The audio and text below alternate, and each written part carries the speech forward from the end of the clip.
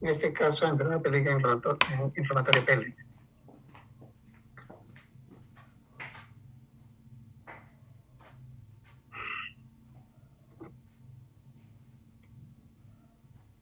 Bueno, este es nuestro índice. Vamos a ver todos estos aspectos de lo que es enfermedad pélvica inflamatoria, su definición, su etiología, la epidemiología, la clasificación, cuadro clínico, formas clínicas o etapas de la enfermedad pélvica inflamatoria, su diagnóstico, tratamiento, secuelas y complicaciones y algunas adendas más. En cuanto a definición, la enfermedad pélvica inflamatoria es una infección del tracto genital superior femenino o se da principalmente en mujeres sexualmente activas. En la mayoría de ocasiones, la afectación es leve, con síntomas consistentes en dolor pélvico. Y en algunas veces, estas van a ser asintomáticas, como vamos a ver más adelante. Un 25% de los casos se van a complicar con formación de abscesos tubováricos, con implicación de órganos pélvicos vecinos y otras formas más graves de diseminación intraabdominal de la infección. En cuanto a su etiología, los gérmenes principalmente involucrados son dos bacterias, consideradas enfermedades de transmisión sexual: la Neisseria gonorrhoeae y la Clamidia trachomatis. Principalmente estas dos, pero no únicas, como lo vamos a ver después. Las bacterias de la flora endógena, entre las cuales encontramos el Mycoplasma hominis, la Escherichia coli y la Klebsiella pneumoniae, también van a estar involucradas en lo que es la enfermedad pélvica inflamatoria. Y en mujeres portadoras del DIU o con antecedentes y otros con antecedentes de peritonitis, diverticulitis, se puede aislar también la Actinomyces israelí. También se ha visto involucrado lo que es el Mycoplasma genitalium, que se ha asociado a uretritis inespecífica en el hombre y en la mujer a la enfermedad pélvica inflamatoria. También, en casos raros, se han aislado la Haemophilus influenza y el E. coli, la Escherichia coli y el Streptococcus en trompas de falopio con salpingitis. En cuanto a epidemiología, en el Perú no la tenemos, no existen estudios actuales. La incidencia aproximada en los Estados Unidos es de 780,000 casos al año. De estos, un 25% se van a hospitalizar y un 15% van a requerir cirugía. Más del 25% de pacientes con historia de enfermedad pélvica inflamatoria van a tener secuelas a largo plazo. Estas van a ser el embarazo ectópico, infertilidad y el dolor pélvico.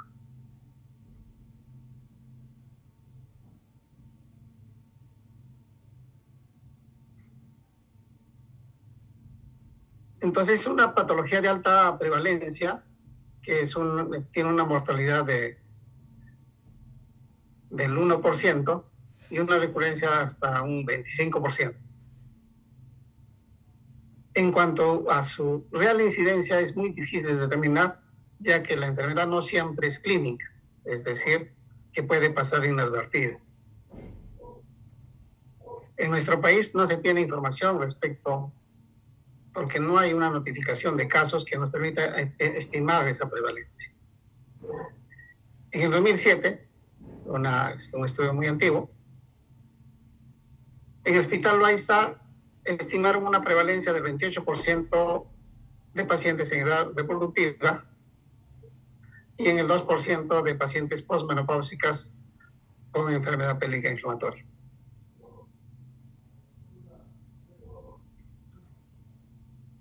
Hay factores de riesgo en lo que respecta para adquirir esta enfermedad. En la mayoría están dados a los factores de riesgos que están muy estrechamente asociados a lo que es la infección de transmisión sexual. Como sabemos, si hay buena educación, podemos cambiar las conductas de los pacientes y podemos disminuir su incidencia. En cuanto a factores de riesgo, así como en las ITS, el inicio precoz de la actividad sexual es un factor de riesgo. La alta frecuencia de cambio de pareja, mayor de 2 en 6 meses, la alta frecuencia de coito, más de 5 veces por semana, no utilizar anticoncepción de barrera, que tengan antecedentes de enfermedad pélvica inflamatoria o infección por gonococo o clamidia. Esos son factores de riesgo más importantes. Una de cada 4 mujeres con antecedentes de enfermedad pélvica inflamatoria tiene recurrente. El uso de DIU está asociado, pero esta se va a limitar a 3 o 4 semanas siguientes a la inserción en mujeres con bajo riesgo de infección de transmisión sexual. Las vaginosis bacterianas, bajo su nivel socioeconómico, el tabaquismo y el coito con menstruación. Pero así como hay factores de riesgo, también hay factores protectores. Por ejemplo, los métodos anticonceptivos de barrera es el principal factor de protección, como en las enfermedades de transmisión sexual. Los anticonceptivos orales combinados, que estos van a aumentar y van a espesar el moco cervical, a la vez van a disminuir el flujo menstrual, lo cual va a disminuir el flujo retrógrado. Esto va a impedir la entrada de microorganismos. Otro factor protector es el embarazo, y la esterilización quirúrgica va a prevenir la infección por vía ascendente. Esto en cuanto a procedimientos se refiere. En cuanto a la clasificación de la enfermedad pélvica inflamatoria, tenemos los estadios de Monif. Un estadio 1, leve, es una salpingitis aguda sin pelviperitonitis, a menudo que es tratada en forma ambulatoria. El estadio 2, moderado, una salpingitis aguda con pelviperitonitis o signos de irritación perineal. Un estadio 3, severo, es la formación de absceso tubovárico. Esto va a involucrar la trompa y ovarios. El tratamiento va a depender del tamaño y siendo a menudo quirúrgico si esto supera los 6 a 9 centímetros. El estadio 4, muy severo, es la rotura del absceso tubovárico, lo que puede causar peritonitis difusa o shock séptico. Esta clasificación es fundamental para definir manejo, que suele ser hospitalario para los grados de 2 a 4 y ambulatorio para el grado 1. En cuanto a la clasificación por la perioscopía, tenemos 3, leve, son las trompas que encontramos con eritema y edema sin exudado purulento. Moderada es cuando la presencia de material purulento en las trompas fijas y fibras obstruidas. Y severa, cuando el absceso tubovárico ya es evidente.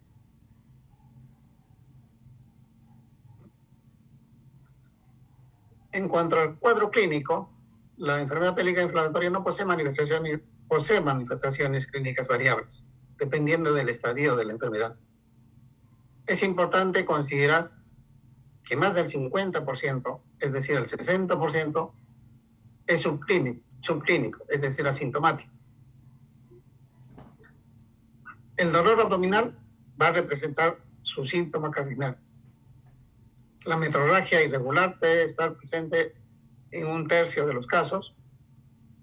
El flujo genital de mal olor, la uretritis y fiebre se asocian al cuadro, pero son muy pocos específicos. Y para destacar también que solamente un 50% de los que presentan una enfermedad pélvica inflamatoria van a ser fiebre. Entonces, ¿cuándo sospechar de un cuadro de una enfermedad pélvica inflamatoria? Cuando una mujer joven manifiesta dolor, un malestar sordo infraumbilical, una leve endometritis, un dolor axial unilateral o bilateral, que puede estar asociado al leucorrea o flujo vaginal, dispareunia o dolor por las lesiones sexuales, sangrado vaginal y disuria. En cuanto a las formas clínicas, etapas de la enfermedad pélvica inflamatoria, se pueden presentar varias formas clínicas, desde procesos leves u oligosintomáticos hasta los más severos y sintomáticos a medida que el proceso inflamatorio progresa. La subclínica generalmente está mediada por la clamidia en un 60%. El leve moderado, un 35%, puede manifestarse como endometritis y salpingitis. El severo y emergencias ginecológicas, en un 5%, estas van a presentarse como un absceso tubovárico, una pelviperitonitis y una peritonitis difusa. Formas clínicas. El leve moderado. La endometritis va a ser una inflamación endometrial cuya etiología va a ser bacteriana. Va a corresponder a los casos más leves, asintomáticos o oligosintomáticos. En general, el tratamiento va a ser mediante antibióticos orales de forma ambulatoria.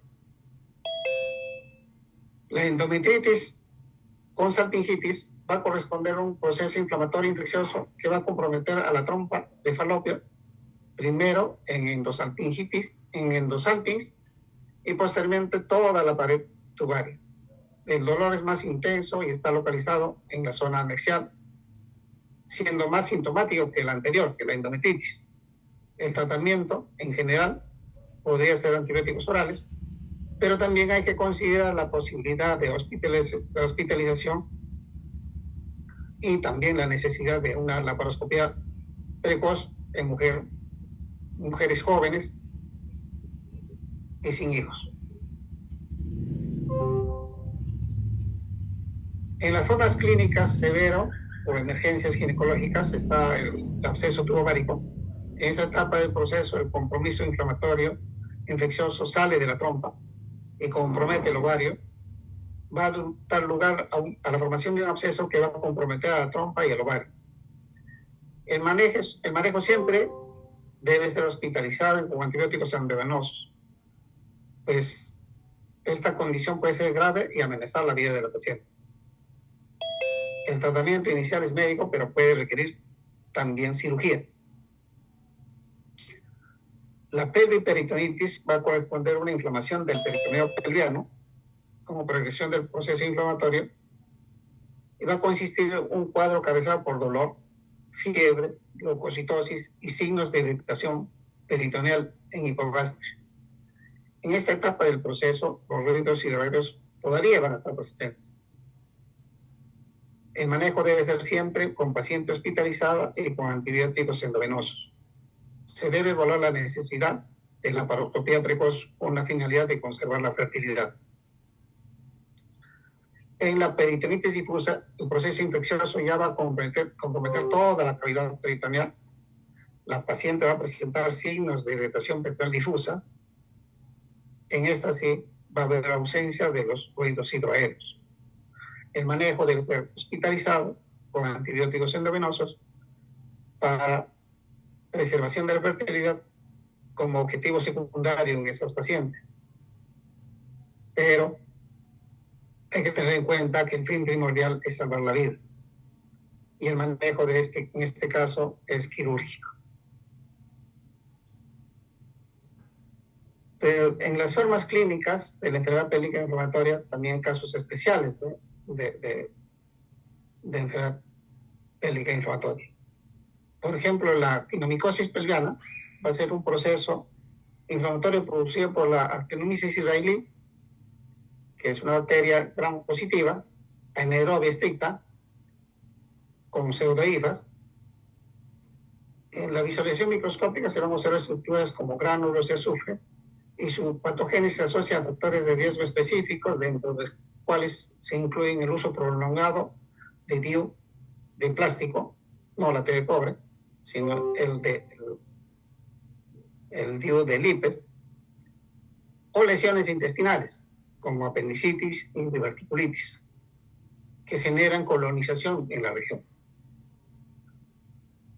Puede causar un cuadro silente y asintomático, pero también puede dar lugar a una enfermedad pélvica severa, con múltiples abscesos pétreos. Y el examen físico se va a evidenciar una pelvis congelada, es decir, un tumor pelviano duro que va a comprometer toda la pelvis y va a remediar a un cáncer ginecológico.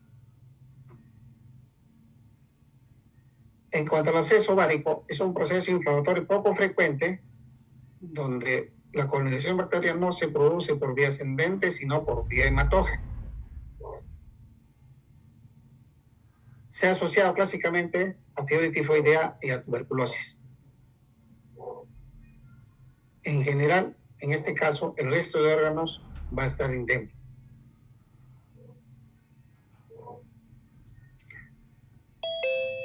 Otras formas clínicas especiales de enfermedad pélvica inflamatoria es el síndrome de Fitz-Curtis. Va a corresponder a una perihepatitis asociada a la enfermedad pélvica inflamatoria. Su fisiología se explica mediante la colonización bacteriana a través de las goteras paritofólicas, y va a ocurrir principalmente por gonococo y o clamidia. Y se va a manifestar clínicamente por una ictericia y dolor en el hipocondrio derecho. En la cirugía se va a lograr visualizar las adherencias de las cuerdas en cuerdas de piano, desde el diafragma hacia la cápsula de Gliso, así como en la gráfica que se presenta ahí. En cuanto a diagnóstico, para el diagnóstico de la enfermedad pélvica inflamatoria, o también se está llamando ya proceso inflamatorio pelviano, incluye la evaluación clínica, básicamente también la historia clínica, como antecedentes, como hemos visto los factores de riesgo, los exámenes de laboratorio, y ocasionalmente va a ser quirúrgica por medio de la laparoscopía. Debido a un amplio aspecto de presentaciones clínicas y subclínicas de la enfermedad pélvica inflamatoria, su diagnóstico va a ser impreciso y generalmente va a depender ya de la experiencia clínica. El gold estándar que se considera para el diagnóstico de una enfermedad pélvica inflamatoria es la laparoscopía. Pero como ustedes comprenderán, la laparoscopía es costosa, no siempre se tiene en la mano, y no siempre vamos a someter a una paciente a este tipo de diagnóstico. Entonces, podemos valernos de otros criterios diagnósticos para la enfermedad pélvica inflamatoria. Criterios diagnósticos, también, como les vuelvo a repetir, que va ya cambiando nombres, el proceso inflamatorio pelviano. Entonces, los criterios mayores, suficiente uno, va a tener una sensibilidad del 95%, aunque no va a tener mucha especificidad, pero la sensibilidad nos va a ayudar. El dolor a la palpación de fondo uterino, el dolor a la movilización cervical, lo que anteriormente los clínicos antiguos llamaban el signo del candelabro. Esto se producía cuando uno, en el tacto vaginal, moviliza lo que es el cuello cervical, va a haber dolor en ambos anexos. Y dolor a la palpación anexial. Eso van a ser nuestros criterios mayores. Los criterios menores, complementarios, que van a aumentar la sensibilidad, es el flujo cervical anormal o descarga vaginal, una temperatura oral mayor de 38,3, Esto, como ya habíamos mencionado, en un 50% de los que presentan enfermedad pélvica inflamatoria, y el otro 50% no va a tener esto. La leucocitosis, una leucocitosis mayor de 10.000, aumento de leucocitos en el flujo vaginal, la velocidad de sedimentación globular y la PCR elevadas. También va a haber en el examen físico, podemos encontrar un complejo anexial que puede verse o evidenciarse en el examen físico o mediante una ecografía transvaginal. También tenemos el test positivo cérvico-vaginal para Neisseria gonorrhoeae y la clamidia trachomatis. Los criterios por usar en diagnóstico clínico de la enfermedad pélvica inflamatoria o el proceso inflamatorio pelviano son independientes del tipo de enfermedad pélvica inflamatoria. En cuanto al laboratorio, podemos tener exámenes microbiológicos para una posible etiología bacteriana específica, por ejemplo, la PCR para clamidia trachomatis. Puede ser una muestra vaginal, endocervical u orina de primer chorro. Cultivo PCR de Neisseria gonorrhoeae. Puede ser una muestra endocervical, vaginal, cervical u orina. Un frotis, cultivo de muestras endocervical. Sospecha de una vaginitis bacteriana. Esto puede hacerse mediante el test de Nugent. Pesquisa de VIH, sífilis, hepatitis B y C. Y para evaluar la severidad está el hemograma, la velocidad de sedimentación globular y la PCR. Y exámenes para excluir otras causas del dolor pélvico. Está el test de embarazo o la beta-HCG cuantitativa. Esto para descartar un embarazo ectópico, por ejemplo, que causa dolor pélvico agudo, un examen de orina y una ecografía pélvica, que es opcional. En cuanto al diagnóstico por imágenes, nos pueden ayudar, pero sin embargo, las imágenes normales no nos van a descartar la enfermedad. En cuanto a la ecografía transvaginal, nos permite hacer un diagnóstico no nos permite hacer un diagnóstico de endometritis y salpingitis, pero sí ya puede darse su utilidad en cuanto a los abscesos tubováricos o en los abscesos del Douglas. La TAC de pelvis útil en el diagnóstico diferencial, por ejemplo, con el diagnóstico de apendicitis. La resonancia magnética pelviana tiene poca utilidad, pero se solicita en unos casos seleccionados. En cuanto al tratamiento ambulatorio,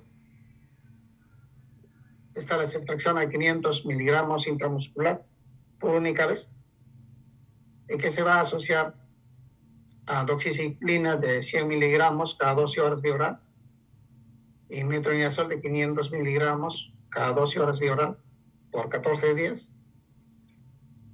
También puede darse la cefrotaxima, 2 gramos endovenoso por una vez, y también asociado a lo que es doxiciclina 100 miligramos cada 12 horas vía oral, más metronidazol de 500 miligramos cada 12 horas por 14 días.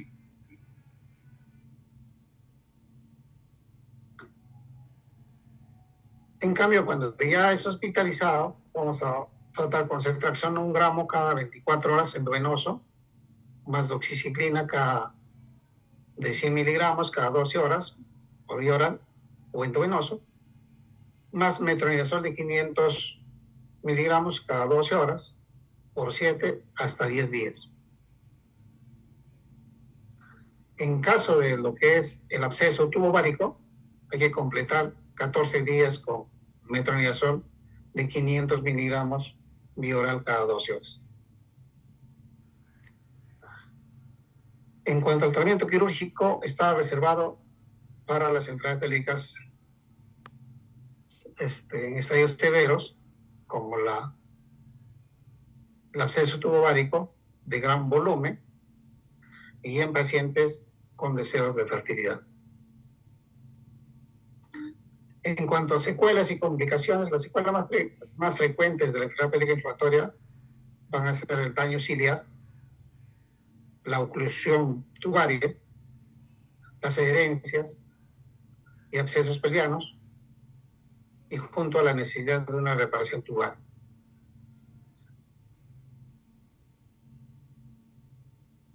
Esto clínicamente se va a traducir una morbilidad a largo plazo, que va a corresponder, por ejemplo, a un dolor pélvico crónico en un 20%, infertilidad, otro 20%, embarazos ectópicos, un 10%, y una recurrencia de un 15 a un 25%.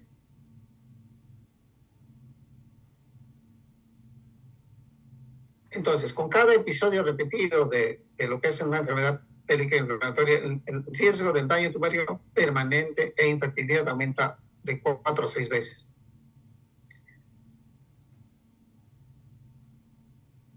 Esto es un aumento de 8% luego del primer episodio y cerca de un 20% luego de 2 episodios y de un 40% luego de 3 o más episodios.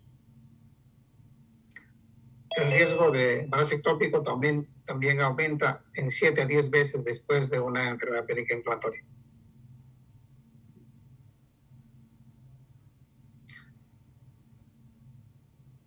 Bueno, aquí les he traído un algoritmo de diagnóstico en una mujer con sospecha de enfermedad pélvica inflamatoria o de proceso inflamatorio pelviano. Por ejemplo, tenemos una paciente con dolor en hipogastrio. Vamos primero a hacer un test de embarazo. Se sobreentiende que es una mujer en edad fértil. Si el embarazo es positivo, hay que considerar el diagnóstico diferencial, como puede ser un embarazo ectópico. Pero si es negativo, lo que tenemos que hacer es tomar la historia sexual detallada, nombre de parejas, hábitos, uso de anticonceptivos, para determinar los riesgos de infección. Asimismo, si hay riesgo de infección de transmisión sexual, si hay nueva pareja o pareja con infección de transmisión sexual, paciente joven que no usa o hay un uso inconsistente de condón y antecedentes que haya tenido infección de transmisión sexual. Y por otro lado también está el otro riesgo, que la cual no va a corresponder a una infección ascendente, como son el uso de DIU, los abortos provocados y las vaginosis bacterianas. Luego lo que vamos a hacer es caracterizar el dolor. La ubicación tiene que estar ubicada en la pelvis, pero aunque no necesariamente es así. La presentación, si es aguda o puede ser crónico, el carácter del dolor es sordo, constante o intermitente, y su exacerbación durante el coito, lo que es la dispareunia. Y el examen físico orientado. El examen físico orientado tiene que ser, puede tener fiebre o no, porque ya sabemos que un 50% no presenta fiebre. Puede tener dolor anexial en un anexo o en ambos anexos, un dolor a la movilización cervical, eso les había manifestado anteriormente, que llamaban el signo del candelabro, que haya una masa anexial, que haya dolor abdominal y cervicitis. Y otros síntomas que también hay que tener en cuenta son la secreción vaginal, un sangrado vaginal anormal, y si ya es de un grado mayor la enfermedad pélvica inflamatoria, va a haber síntomas sistémicos. O también, si ya no es tan complicado, va a haber síntomas leves. Entonces, todo esto es positivo. Vamos a a sospechar de una enfermedad pélvica inflamatoria o de un proceso inflamatorio pelviano. Hay que hacer exámenes para infección de transmisión sexual y de todas maneras tratamiento empírico para establecer también los contactos sexuales. Y luego un seguimiento en 3 días. Como saben que los antibióticos, la respuesta se ve más o menos a las 48 horas. Entonces, si estamos en camino para el diagnóstico de una enfermedad pélvica inflamatoria y si hay mejoría, entonces estamos en lo que sería o correspondería a nuestro diagnóstico de una enfermedad pélvica inflamatoria. Bueno, esta es la bibliografía. No sé si hay alguna pregunta.